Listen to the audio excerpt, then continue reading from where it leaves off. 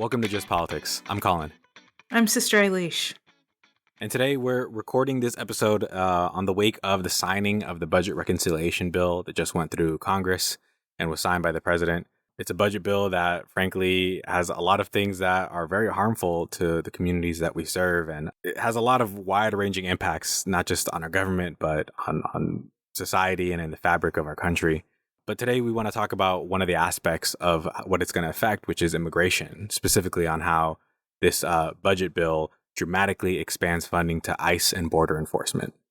Yeah, and if you've been following along on our social media recently in the last couple of weeks, but for quite a long time, so many of the people in our field, our advocates, are passionate about immigration work. Just a couple weeks ago, a number of people gathered in Cleveland, Ohio with the Cleveland Advocates team and led an immigration prayer walk where they started out at the cathedral and went to different sites, even stopping in front of the courthouse, where they were able to pray with and show solidarity with family members who were coming out of immigration court. So this is an issue that's so important to so many of us. Definitely. And that's why today we're excited to talk with Giovana Oaxaca. Giovana is our new senior government relations advocate for immigration. She actually previously worked with us a couple of years ago as a network associate when she began her career. And now she leads our federal immigration advocacy, focusing on immigrant rights, families, and amplifying impacted voices. She's someone who's been organizing and advocating across faith spaces for years, and we're excited to bring her voice into this conversation today. Yeah, I am so excited that we get to kind of share Giovana with our entire Just Politics community. I've been blown away by the work that she's done here at Network just in the 2 months or so that she's been with us already. Yep. We'll be talking about what this moment demands from all of us, what faith communities can do, and how we can stay grounded and what it means to really show up for the dignity of everyone when there are federal policies and actions that are doing the opposite. Let's take a listen. Giovana, so good to be here with you. So good to be with you, Colin. Thanks for having me. Yeah, so you stepped into this role here just a few months ago, and we just want to use this time to introduce you as well to everyone listening that hasn't already met you virtually or gotten to know the work that you do here with us at Network in terms of immigration. But just curious to know, in your words, what brought you back to Network, since you do have a history with us as an organization, and how has this current moment that we're in terms of immigration shaped your first couple of weeks here? Well, thanks, Colin. First of all, because I don't often have this opportunity to kind of be a little bit retrospective. In particular, I wanted to mention that Network is kind of like, coming back to Network is kind of like a homecoming for me. So several years ago, I was a government relations associate, meaning that I was brought in to help the government relations team on the policy portfolios, focusing mainly on immigration and tax justice. And it set the groundwork for what I believe was, my career as it is in immigration justice, because I was able to work under really incredible people in the government relations team and learn from others at Network, to be inspired by the Catholic Sisters and the work of Network's advocates. And, when I set off on my own to, a different part of my career, I took those lessons with me, and it all came to fruit, I think, in a really beautiful way with my 4.5 years with the Evangelical Lutheran Church in America, leading their migration policy portfolio. Yet those lessons and inspirations that I drew from Network helped me be more effective and driven at the ELCA, such that when I was almost 4 years into the work, we went out to Colombia to visit with church partners and see for ourselves the on-the-ground reality of people who have to leave their homes for all kinds of reasons. And it recommitted me to this work. I just found that I needed to be refocusing on what my personal priorities were, and that work was drawing me back to my communities here in the United States.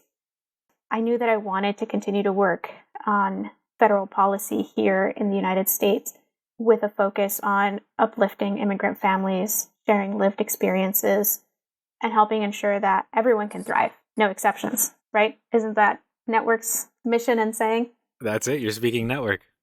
Well, I know we're very glad to have you back, especially in this moment where immigration, I mean, is always a hot topic and a polarizing topic, but especially now, since the 2024 election has just become such a lightning rod and such an intersection where, these lived experiences are clashing with like the very cruel policies that we're seeing. And I'm just curious how this moment has shaped your first couple of weeks back here with Network and doing, this domestic policy. Well, transitions are always challenging. And I would say that this transition was especially challenging because it came just as the House and the Senate were considering this, major piece of legislation that will be reshaping our immigration system for, the foreseeable future and potentially generations to come. So it was like drinking, water from a fire hose. And at the same time, I had, was drawing from a lot of past experience with Network systems and with Network's community. So I was feeling equipped to not only get here and do the work, but hit the ground running. And I think we really showed that in the last month. As of the time of this taping, that would have been, the months of May and June, equipping and mobilizing our grassroots mobilization teams to work with advocates and other folks in the community on the, legislative priorities that were before us, which were defeating this horrible bill and at the same time doing a lot of education and awareness raising about the harms that would come from this bill. So my transition was, in many words, fast, but I felt ready to go and equipped and excited to do the work. Amen. Well, I mean, as you mentioned, we are recording this really right in the wake of the signing of the budget reconciliation bill, which, as you said, is just a complete reshaping of our immigration policy, not just at the border, but domestically as well, and how immigration enforcement and even detention and these crackdowns that we're seeing all over the country. Since this budget bill has been signed and it dramatically increases ICE and border enforcement, what are some of the biggest concerns that you see in terms of real impact on communities? I have many. With the passage of the, One Big Beautiful Act, or OBA, as some people have come around to saying it. We love an abbreviation. There are a lot of concerns, right? Just to name a few, we've been really focused on the increases in immigration, detention, and deportation funding. Some measures put it at $150 billion, some as high as $170.7 billion if you include funding for sort of more militarized enforcement through armed services. And then if you also consider the drastic cuts in eligibility for social safety net programs for non-citizens and the hike in, various immigration fees from the applications for lawful permanent status or green card to filing for asylum or temporary protected status, all in all, you see clearly that this bill is not just about fulfilling the president's wishes on tax cuts for the wealthiest. It is an immigration bill, and it is a deportation bill. It is a deportation bill that will fulfill the president's mass deportation agenda over the course of the next 5 years, while decimating the social safety net programs that many have come to rely on, including many lawfully present immigrants in our communities who come from, more modest means. So it is a devastating bill that will dramatically transform the landscape here in the United States. And yet, I think that we have to be attuned to not just the theoretical, but its real impact on communities. That we are not just projecting for the future, we are seeing those things happening right now.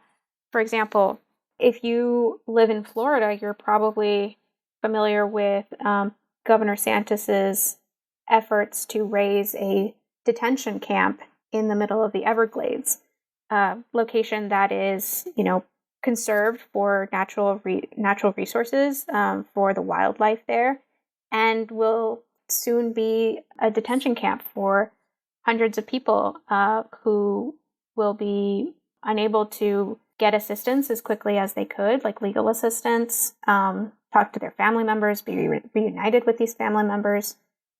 The isolation and the cruelty of these detention camps is the point.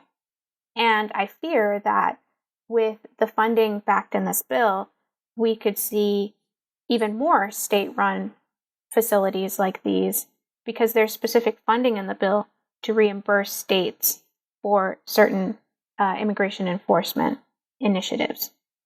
I mean, also speaking of some of the stunts that the Department of Homeland Security has done in the last several weeks as it has ramped up enforcement, you don't have to look further than Los Angeles and the spectacle there.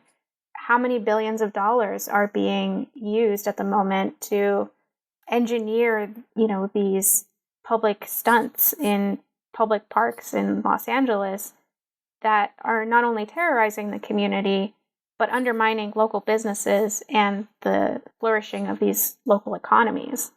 So I see a real concern for the future where we not only see heightened enforcement from the federal government, but perhaps unscrupulous actors taking advantage of the funding in this bill to perversely increase state enforcement of federal immigration laws for a lot of profit, and more pointless media stunts that I am concerned don't go after the public safety concerns and legitimate public safety concerns in our communities, but instead pose a threat of terrorizing our communities even further.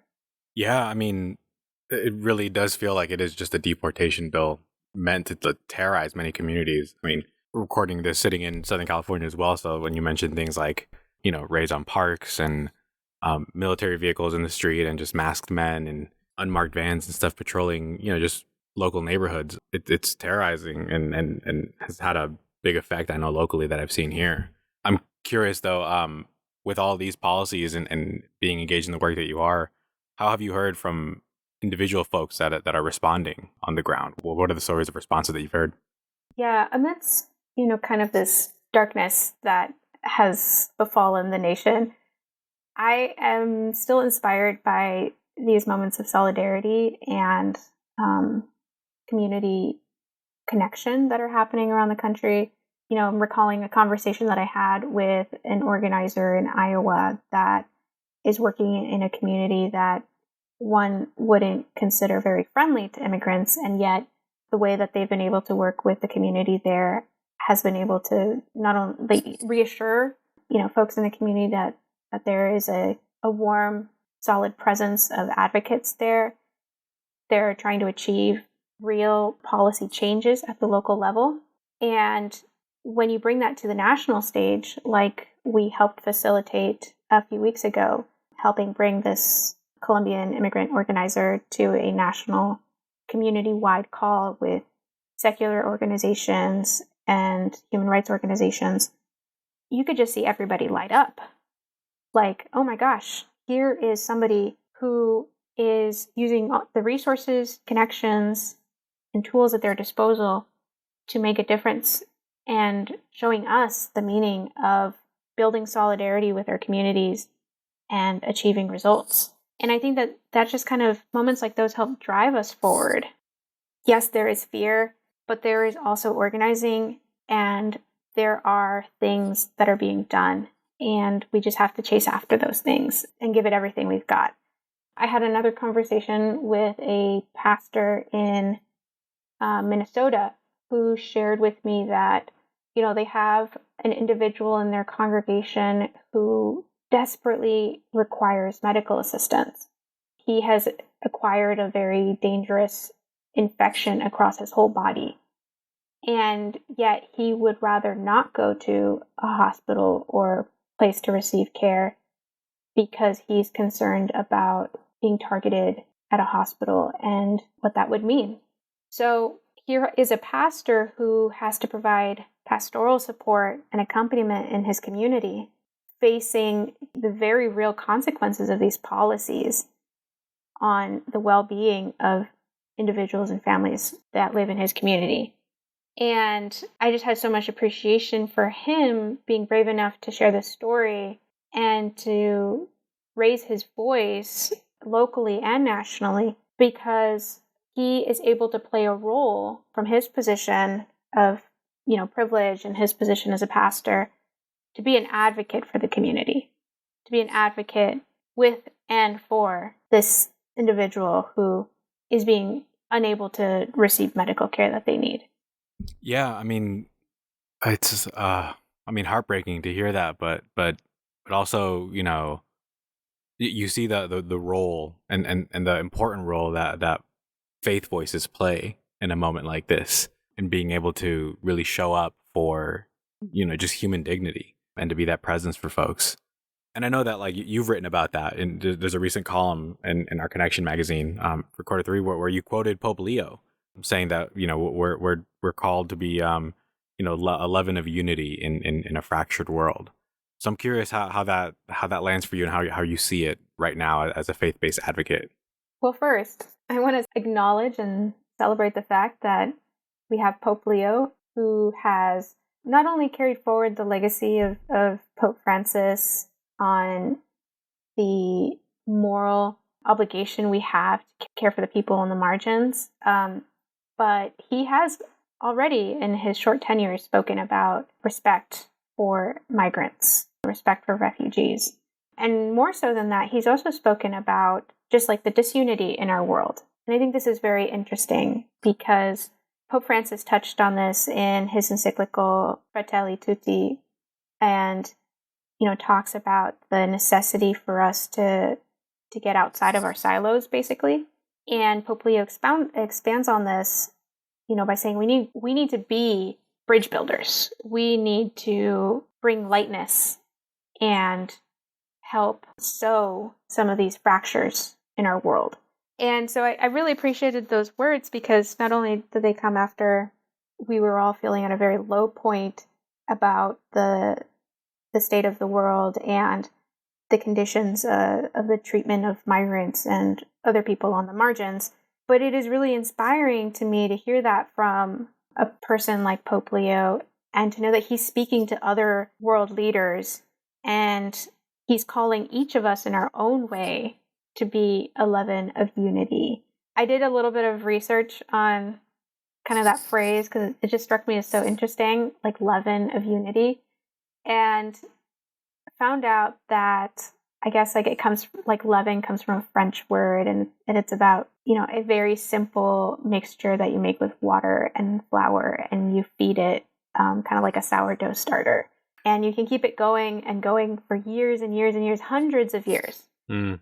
And how apt, how symbolic of what we're called to do in this moment.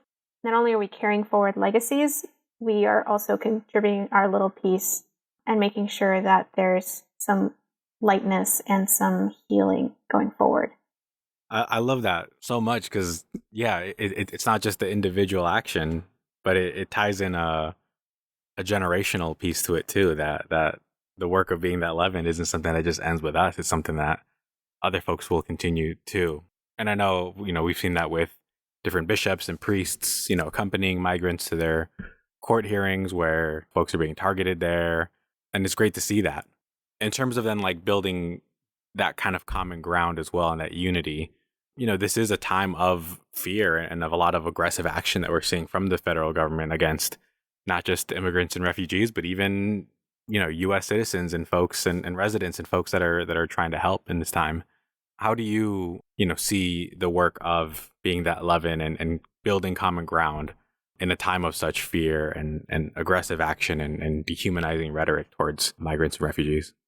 I think it's really important to ask ourselves these questions. And for me, it is so essential that we build common ground, because we are at polar extremes, and that is no place where, anyone wants to be. when I've had many difficult conversations with folks, that in my mind I try to reframe as transformative conversations, because I enter into this conversation wanting to get to know a little bit better, about the other person's perspective, and they in all earnestness are doing the same. And we may walk away from that conversation not seeing eye to eye on every issue, but we have found maybe just a little bit of commonality around our shared values. And it's those types of transformative conversations where we're creating a little bit of common ground that I think drive us away from extremes and more towards the center has become so politicized. I don't mean it that way. I mean it in the sense that we're rejecting the norms of dehumanizing immigrants and policies that harm families, and we're centering it more towards shared values, human dignity, human flourishing, opportunities. And I'll tell you, I think that there are people on maybe the opposite side of our political spectrum who have similar thoughts, because I had this conversation with a lawmaker recently after visiting his office, and he said, we're in a pendulum swing moment. And my response to that was, Congressman, are you saying you want to bring the pendulum back to the center? Are you going to act to bring the pendulum back to the center? And he nodded his head. Now, I don't think that he's taking on a very strong commitment yet, but it's our job as advocates to hold him to that. And it's our job as advocates ourselves to reach out to our communities, to have those transformative conversations and attempt to find common ground around our shared values. That doesn't mean that you need to have a conversation with somebody who is threatening to deport you. I think, where are the shared values there, right? But I have found a lot in common with folks in the middle of Pennsylvania, in rural Texas, in the borderlands, in rural communities in Washington state, who maybe I didn't think I had a lot in common with, that I am surprised that we do. And so it just takes an initial step and some actual meaningful effort to find those shared values, to then build upon that some common ground. Yeah, I mean, it's inspiring to hear that, because I feel like, I know, speaking for myself, it could feel like there just really isn't space for that sometimes when it feels so in your face and so kind of like polarized in the conversations. But knowing that, that there is that push to do that, and that faith voices are the ones to really build those bridges too, I think brings me a level of hope in being able to hear that. So thank you for that. If you're to respond to other folks like me right now, though, that maybe, are still feeling a bit of that kind of overwhelm that you mentioned, and let's say you only had, a quick 30 seconds, a quick elevator ride, or a minute to provide some kind of insight into this moment and how folks can respond individually, what would you want them to hear?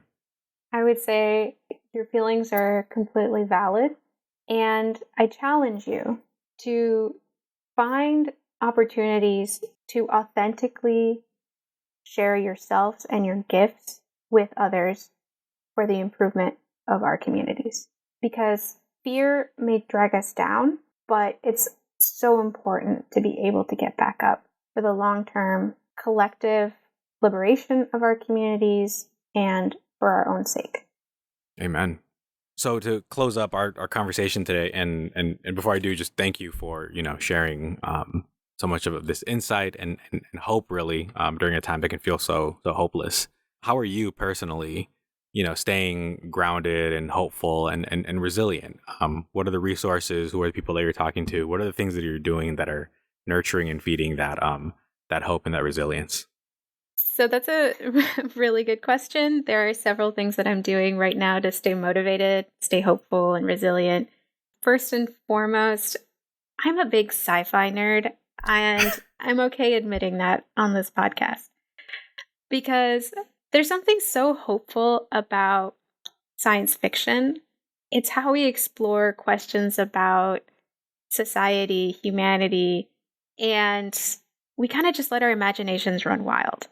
So I've been really enjoying George Lucas's Star Wars Andor, a series about a rebel spy who is surviving, the empire and, learning what it takes to become organized and push back against tyranny. So that has been really making me feel powerful and empowered and capable. And I'm also taking on more, I guess like community things. I host dinners at my house from time to time for my neighbors and fellow people in my community. And something about preparing a meal with, lots of affection for the people around the table just really brings me a lot of joy, really makes me feel good. It makes me feel like I'm nurturing something. And in return, I get so much out of, from these conversations that I have with people. I learn about their lives. I learn about, what's going on, what's bothering them. So those community dinners have been just really fantastic and rejuvenating for me. I love that. Diego Luna can do no wrong, right? So Oh, putting no. on some putting on some Andor and hosting a nice dinner party, I think are great words to live by. Gio, thank you so much for sharing, these stories of hope and resilience and of how we can respond, all of us listening during this time where it seems like, the road ahead it doesn't seem like it'll get any easier soon, but we know that together folks can weather so many things and can provide that sense of presence and accompaniment that is so, desperately needed. Any final thoughts or things you want to share with folks before we wrap up here? Well, I'm just really glad to be back with Network. And if folks have any leads or, legislation that they're interested in, our doors are open. Call me up. I'm your friend in Washington, D.C. Have you seen that? Have you seen those TikTok videos? I'm your rich BFF. No, I'm your friend on Washington, D.C. working on federal policy. Call me up. We all need one of those. That's perfect. Gio, thank you so much. And we'll talk to you the next time.